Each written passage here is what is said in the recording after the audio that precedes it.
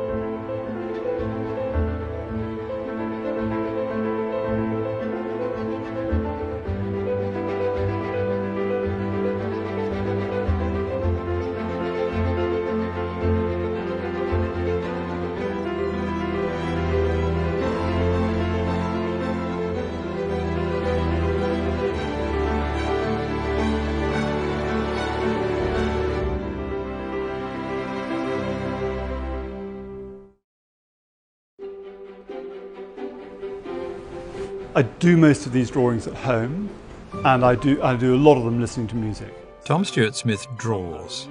In fact, having been and seen a site, he draws before he does anything else. He cleverly called a book about his many gardens Drawn from the Land, and so they are, a bird's eye view of how he imagines a space should be developed.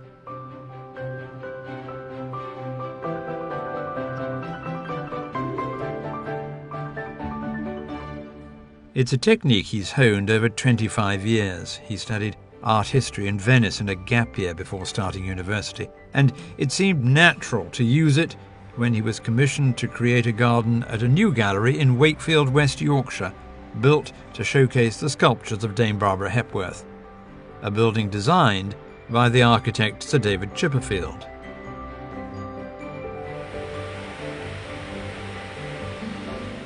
The brief was that it should be a garden that people would visit and would visit again, and would be a more than just a sort of adjunct to the gallery, but would be something that would be a kind of, in the best sense of the word, a sort of living asset, which could be a place to show sculpture, but was almost like a sort of an extension of the gallery into the outdoors, and would draw people in and would start to create a whole kind of social environment around the gallery.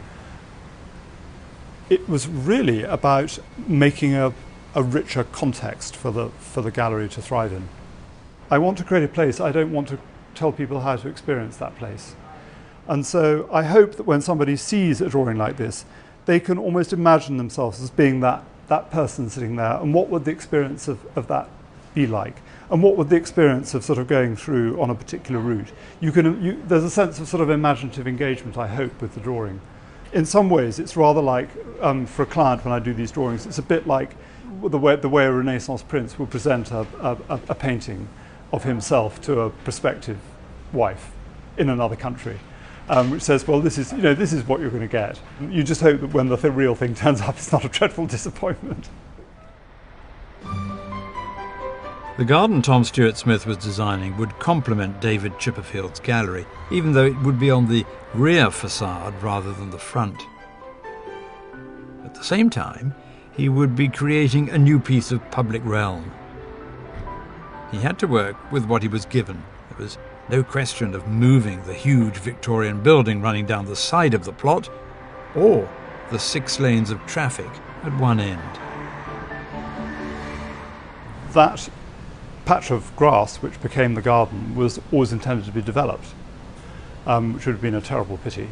And the gallery really faces the river and the bridge, which is the principal entrance. And so the back was never really intended to have a much of a relationship to anything particularly. I think maybe that's a slight overstatement, but it certainly doesn't have a particularly nuanced relationship with the mill building on the other side. They're very, very different buildings. One Victorian red brick, massive, classically proportioned more or less, quite a handsome brute, but I mean, it is very much a mill building. And then this very, what would you call it? I mean, it's quite a simple, undetailed facade of this slightly purplish concrete, done to a very high standard, and very much a sculptural form, this sort of slightly scrumpled paper form, as it sort of, some people think of it.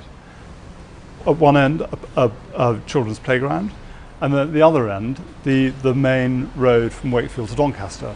Very noisy, 6-lane highway, not something you really want next to a garden. All this sat well with Tom Stuart Smith. Those who see him as a designer of grand gardens, like Broughton Grange in Oxfordshire, his first big project with which he's still involved, or this private estate in Yorkshire, both of which will feature later in this programme, forget that he studied landscape design at university and was influenced by Alan Rough, who promoted the idea of public parks. At graduation, Tom went straight into working on public projects, so, in a sense, at Hepworth Wakefield, he's returning to his roots. I thought it was really important that the space should be, can I say, a thing in itself. I mean, something that had its own really strong identity. So it was a third element in the composition. It didn't attempt to be, as it were, just a sort of parterre or a doormat to the Chipperfield building, because the listed mill building in some ways was as important a building there. Also, I needed to respond to the brief, which was this had to be an engaging space that people came to, that they sat in, picnicked in, looked at sculpture, spent time in, and came back next week because it was going to be looking different. I felt it had to be closed off to the Doncaster Road. In some ways, this is quite an aggressive statement about creating a precinct, and we did this by erecting a large, a 4-metre high concrete wall to create a kind of garden precinct. And then when that first was put up, that was quite unpopular, and there was a bit of resistance to it in the community. But without it, there would be really no sense of this garden having a kind of defined curtilage. I am a great believer in the idea that if a garden is going to have almost imaginative power and a sense of place in the imagination, I'm not talking about the sort of genius loci sense of place, but a sense that when you leave it, you recapture in your mind the sense of this as a territory. It needs to have physical definition. Tom Stuart Smith's design reflects Barbara Hepworth's connection with the landscape. Indeed, he was influenced by some of her sculptures on display in the gallery. The role the garden would play in the area was carefully thought through. The Hepworth Wakefield wanted a cultural gardener because they wanted to communicate that my role would not just be caring for planting and vegetation, but also to really nurture the connections between the art gallery and the work that goes on in the gallery as a creative space and the garden outside. I think that both the artwork and the garden are really a place for looking and for everyday wonder, and that sense of feeling like, wow, look at that, and having a spark of joy when you think, oh, that is amazing, and you find something new, a new way to look at something. And by having me here every day, it forges those connections and you have that ongoing conversation with local people about things. But one thing could not have been foreseen: the arrival of a pandemic.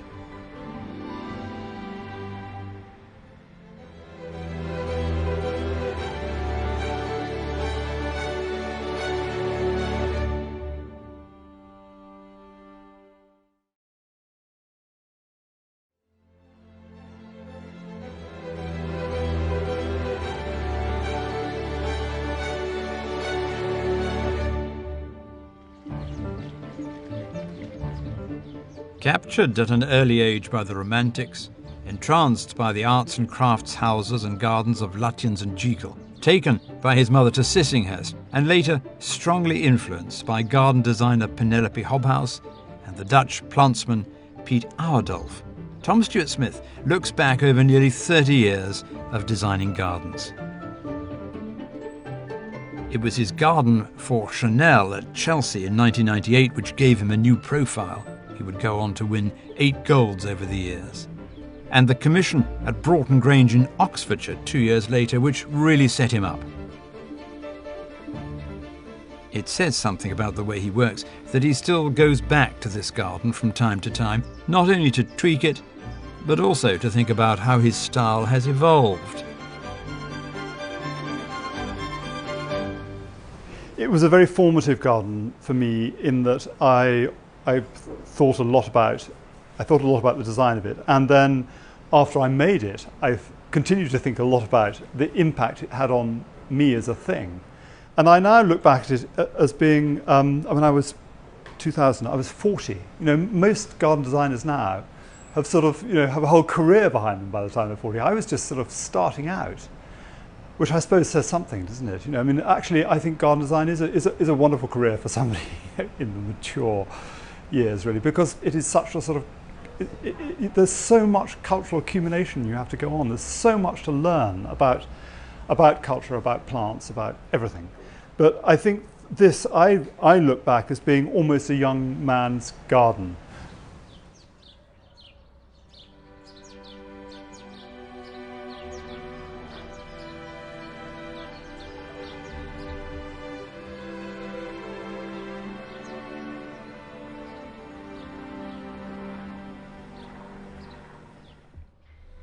The planting at Broughton Grange he now considers more exuberant than he would use today. But he's still rather pleased with this, his first big project. And, like so many of the gardens that would follow, it's based on his love of the English walled garden, a self-contained world, his fascination with thinking in threes, 3 areas forming a triptych, and the art of blending the designed garden, the formal garden, and the landscape beyond. What he calls a conversation between the internal and the external, an endless balancing act between content and connection.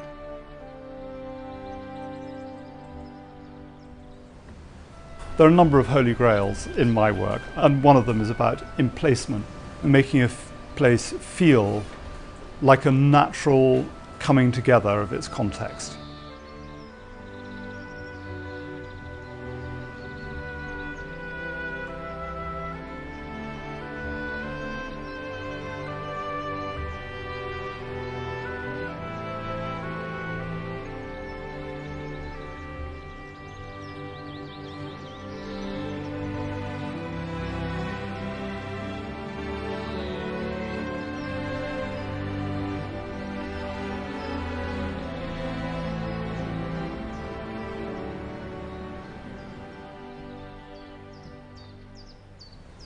The English, historically, perhaps share something with the Italian tradition of garden making, which is this idea of the hierarchy of husbandry, as it were, which starts with a sort of decorated foreground, a sort of managed middle ground, and then the idea of wilderness, and managing that journey from the hearth where you live to the heath of our imagination, of the wild.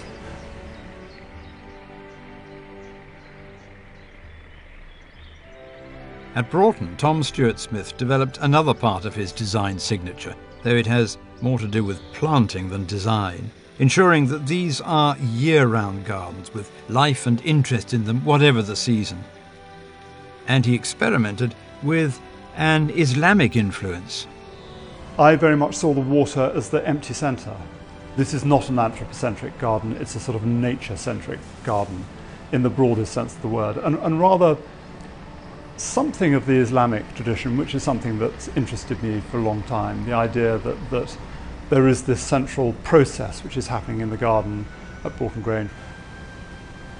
In one way, it's a descent into the landscape on 3 terraces. It's also a descent of water in the landscape and a descent of planting character.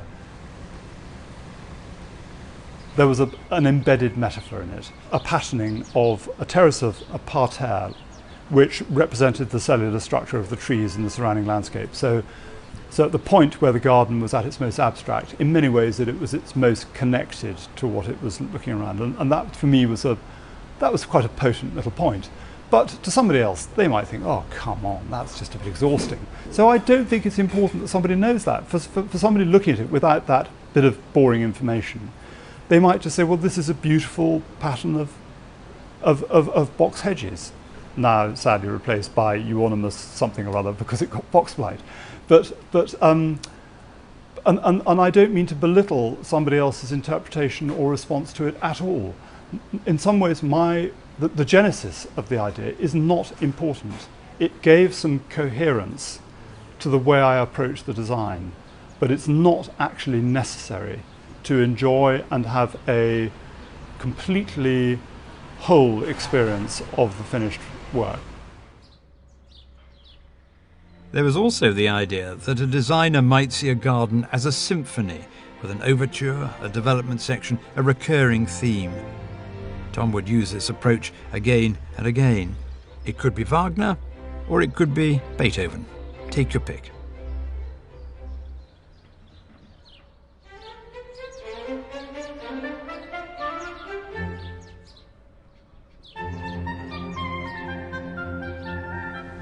This was a big Beethoven phase for me. I mean, everything's been a Beethoven phase. He's a person to return to for the whole of your life, really. But particularly that sort of early Beethoven, which has this quite classical structure, but has within it this extraordinary interplay between violence and lyricism.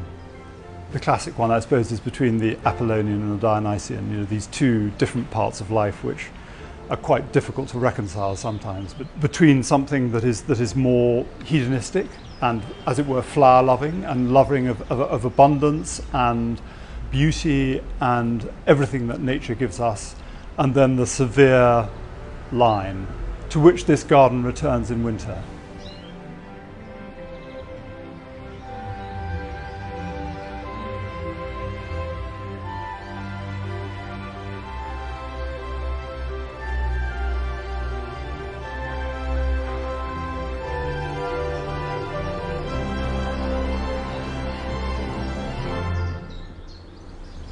There's that 18th century phrase, isn't there, the synthesis of polarities, which is what we're always trying to do, to try and bring these different parts of our life together in one coherent whole. As my career has gone on, I've seen things perhaps less in terms of these sort of clashing opposites, and slightly more in terms of trying to create a synthetic whole.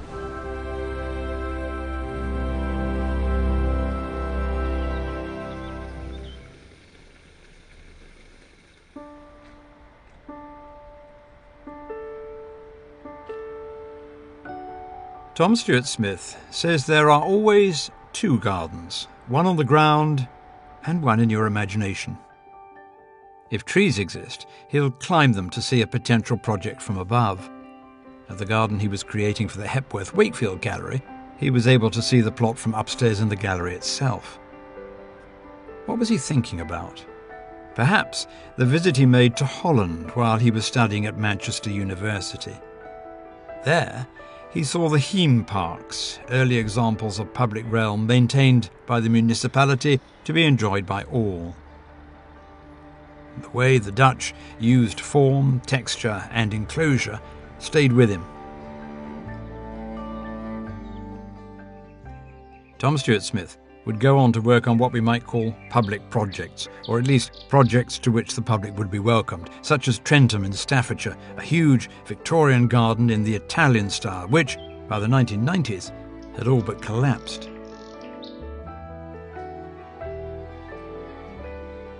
Now, Trentham has been given a contemporary twist, without losing that bit of theatre the Victorians wanted, and it's open every day, a real community space.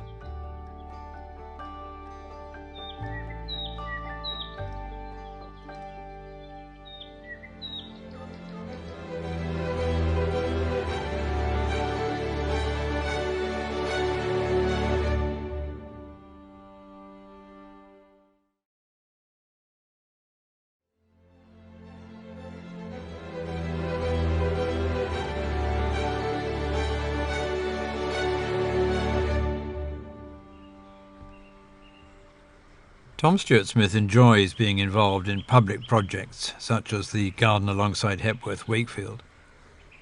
But it's in the private projects that he's able to achieve the richness we associate with English gardens.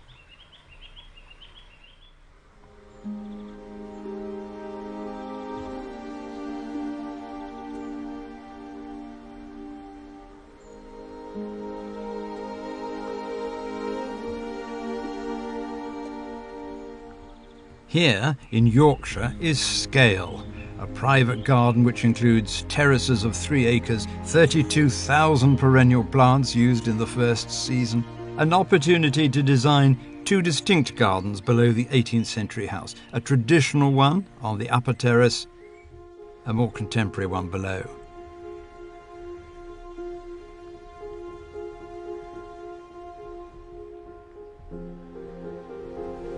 I'm a contextual worker. You get the opportunity to work on something approaching a blank canvas, or you get the chance, like at the Hepworth, to create such a big intervention that you can, to some extent, pick your language. But I would say that probably half the gardens I've ever done, maybe more, are in the context of important historic buildings, or they're in an environment to which I feel my contribution is actually relatively minor.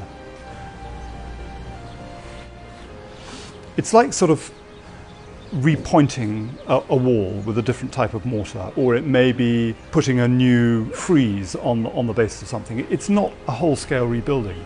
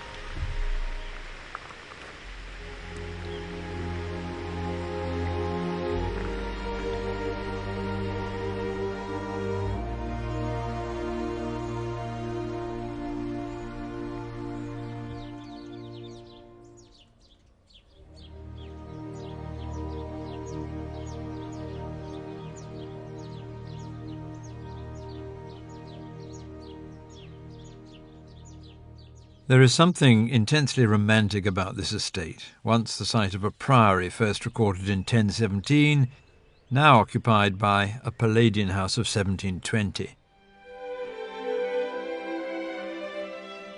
Even before Tom Stuart Smith floated up above to draw his bird's-eye view, it had all the ingredients a designer looks for.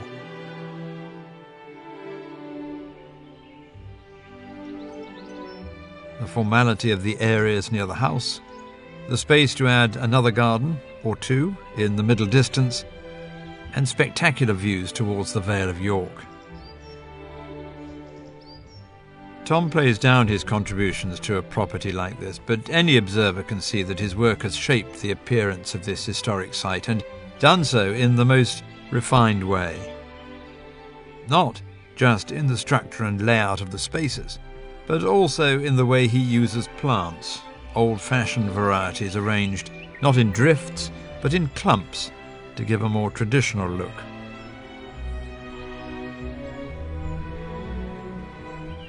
Here is the topiary which he loves and uses frequently. He thinks they echo the shapes of trees in the wider landscape. The box balls, another passion dotted across the space. All part of a rich tapestry.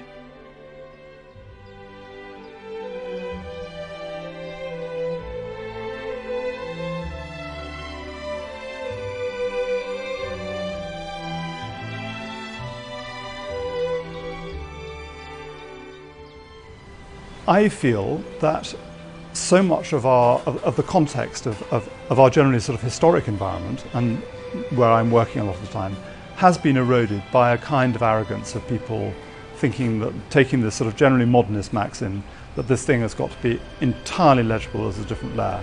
well, I think that's totally laudable and correct, where it really is another layer, which is perceptible throughout. And that's absolutely right. But where it is not a layer, it's just a minor addition, or a number of minor additions. I think it's pretty important to play the game that you're handed.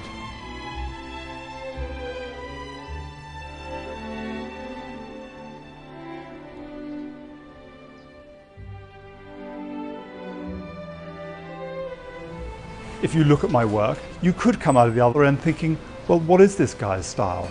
And I don't mind that as a comment.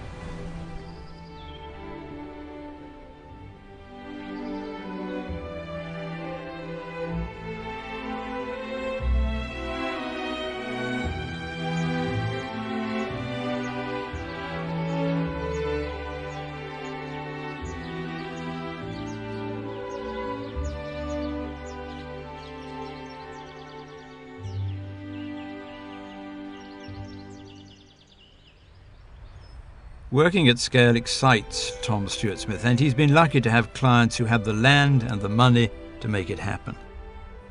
But there's enjoyment too in operating at different scales. A roof garden in London one moment, that Yorkshire estate the next. And in between, designing a garden at Windsor for the Queen's Diamond Jubilee, reworking the garden at Fort Belvedere, where Edward VIII lived until his abdication in 1936, and completing a host of other schemes, big and small. You sense that there are favourites. Here, overlooking the Thames, is a garden which, 15 years after that first big commission at Broughton Grange, shows that Tom was still using the triptych, but also responding to changing tastes in garden design.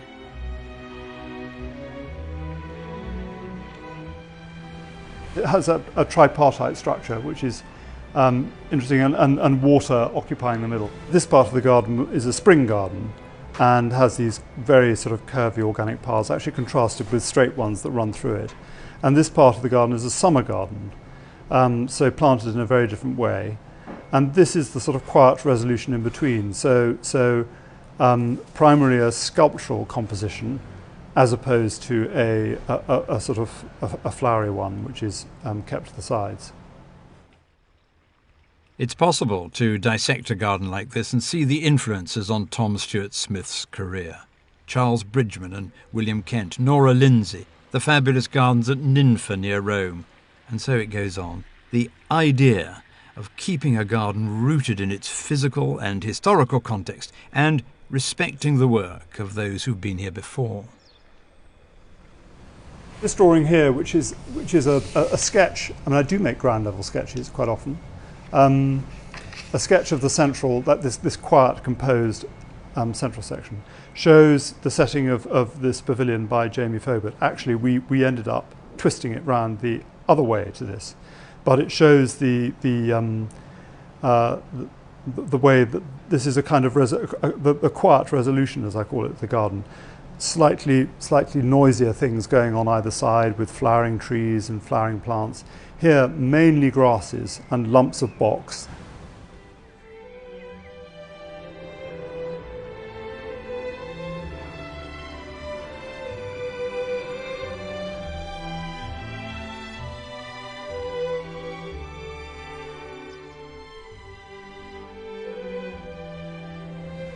It's an entirely walled garden.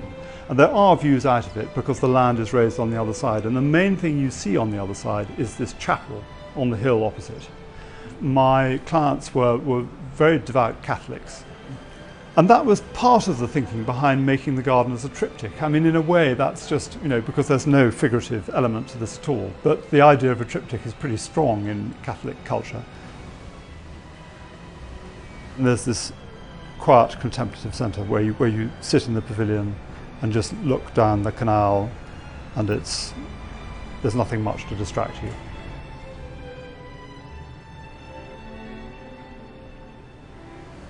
The garden also can have a narrative which parallels our own life journey narrative, from the beginning, from being held perhaps in your mother's arms or whatever, to a cultivated middle ground, which is, you know, one's life, which then begins to sort of loosen up, and then is finally lost. There comes a point where you cannot garden anymore. You know, it's somebody else's land, or it's the horizon, and that is so much, I think, of the central to my philosophy, and I think a lot of people's philosophy of gardening. There comes a point where you've just got to say, you know, thus far and no further, and that sense of sort of release and letting nature and the sort of, you know, the cosmic processes take over is something which perhaps sets gardeners and landscape architects apart from architects, who will want to go on controlling the world forever.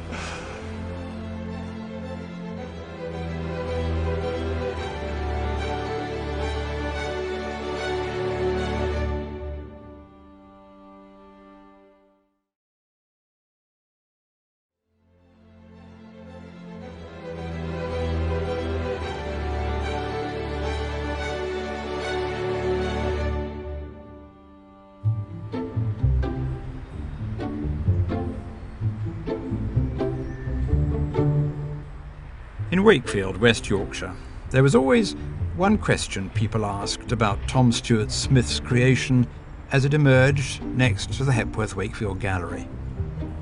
What was it? Was it a garden, or was it a civic space?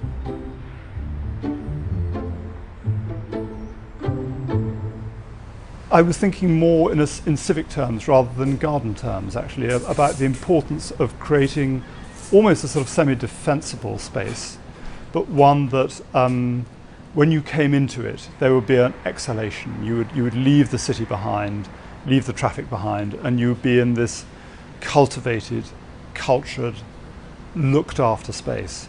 And so the fact that it was a very actively garden space for me was also important. The Hepworth had this idea of calling the gardener the cultural gardener. Well, some people thought, oh, how pretentious is that? But it absolutely describes the role of this person, which was to create a cultivated space, both in the sense of it being physically cultivated and looked after, so that residents and people who came to the gallery quite often, you know, you're here again, you're looking after this place. How extraordinary. People don't look after places in Wakefield as a rule, you know, or anywhere. I mean, when have you ever walked into a public space in Britain in the last 25 years and said, oh, I've seen that person looking after this before? It just doesn't happen. And that's a terrible tragedy.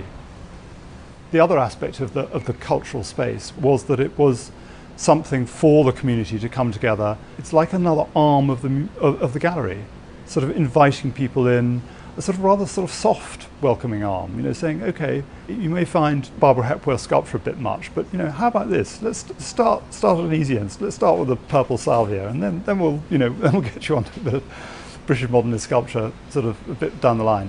And I think in that way, it probably is going to be extraordinarily effective at bringing more people into the gallery.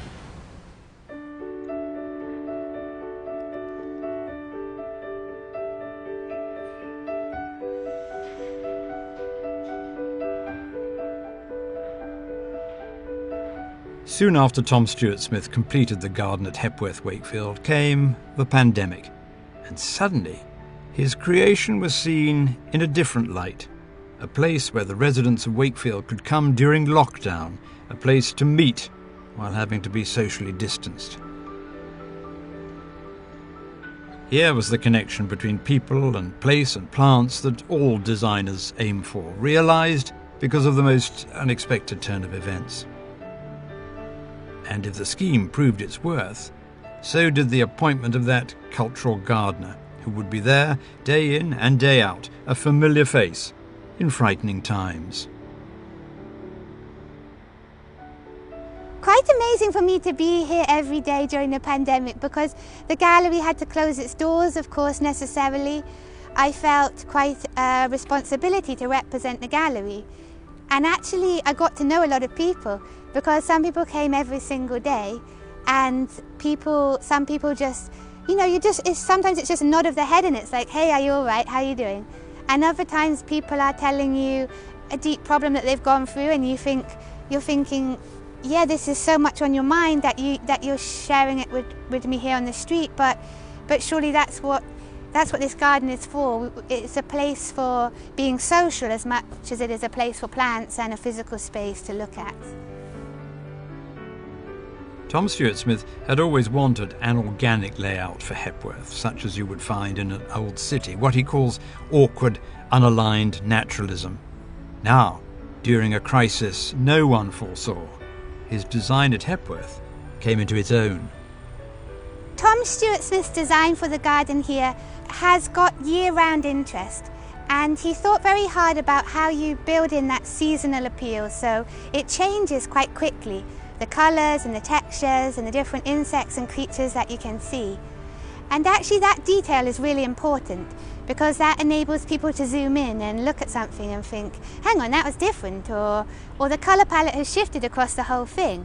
And it gives you a reason to come back regularly, it gives you that point of connection, and it gives you that attachment to that memory, because you think, oh, I came with my friend in March and it was cold and we looked at the daffodils, and now we come and it feels like we're in a wild meadow and it's all pink and blousy and completely different. That change and that detail, I think, is critical to local people's sense of connection with it. It's vital, I think.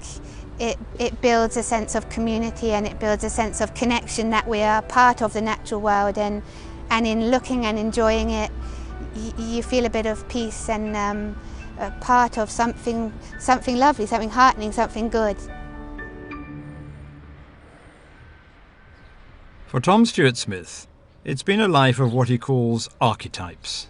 On the one hand, great private gardens in the English manner, where the clients are wealthy enough not only to enhance what they have, but also to create anew, and to pay for a staff of gardeners to keep it looking spectacular. On the other, gardens which can be enjoyed by everyone, spaces which nod to the city parks of our ancestors and the Dutch parks, which made such an impact on a young student 30 years ago. And what now? After so many years of drawing designs, Tom Stuart Smith is doing something remarkable. He's taken on a couple of projects which are more about planting than design, that will emerge organically, literally, and reflect the current trends in garden design, which is to be more naturalistic. In Spain, in Ribera del Duero, a winemaker asked him to invent a garden around a new visitor centre. For the very first time, Tom did not draw a bird's eye view. I'm really attracted to working in places which bring a lot of their own cultural baggage to the table, so that you know you cannot carry on as normal, because it would just be a preposterous thing to do. You've got to understand a bit of the cultural language of the place you're in, and that makes the product, which will then be a sort of cross fertilization of cultures, a much richer thing, rather than if you just go in and say, I'm going to give you an English garden, you're going to just shut up and wait for it to arrive. The best work is always going to be where there's something which makes you think, oh gosh, I don't really know how to do this, and makes you go back and think again a little bit about your whole modus operandi. And when we talk about the way he works, there is one other point that may have been bothering you. The fact that all Tom Stuart Smith's wonderfully detailed drawings, all those bird's eye views, are in black and white, which is not an accident. Particularly English, we're very distracted by plants very easily. It's very easy, if you're working with somebody, to start playing where I'm going to put saying where am I going to put my dahlias, or what colours are you going to do. And I want to slow down the conversation a bit and consider questions of sequence and form and spatial character, and just get somebody used to the idea of this garden as a place and a space. Tom Stuart Smith's collection of drawings, so central to his career and worth an exhibition in their own right, include an aerial view of his home in Hertfordshire, the place where he grew up and where he planted trees with his father, and to which he's just moved his practice. He's given up the London office, prompted in part by the pandemic, which, he thinks, has changed people's attitude to the countryside and to nature, and in part, perhaps, by a desire to pause and look back over a quarter century of garden design and drawing. I remember my brother told me once when I was trying to write something about what I did, and I was being too referential to various sources. He said, "Oh, don't worry about all that, just be a magpie." And I think that's a very good, particularly in my world, being acute to things, and they're normally cultural things actually, because finally making gardens is a cultural endeavour.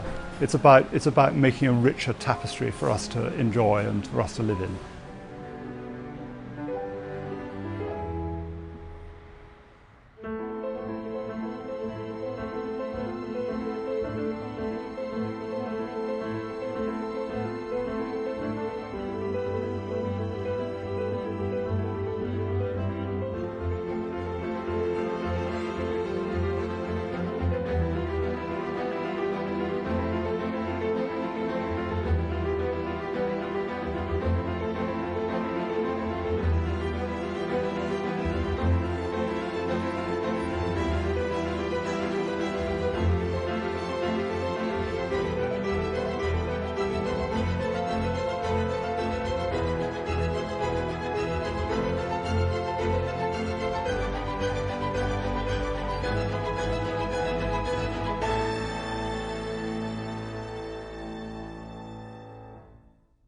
Next time, in another life, Tanya Compton lived in Ibiza.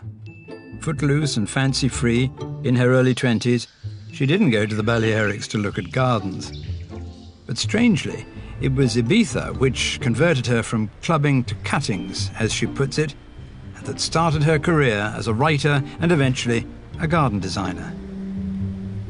I have unwittingly changed a lot of people's engagement with nature, and I suppose that's more than I could have hoped for. The influence of Ibiza's wildflowers can be seen in Tanya Compton's Wiltshire home. But a few miles away, she's been working on a grand, formal garden where others have trod the land before her and whose foundations have shaped her plans. I knew that I had to do something that would work with the unbelievable Detmar Blow architecture that remained from this enormous house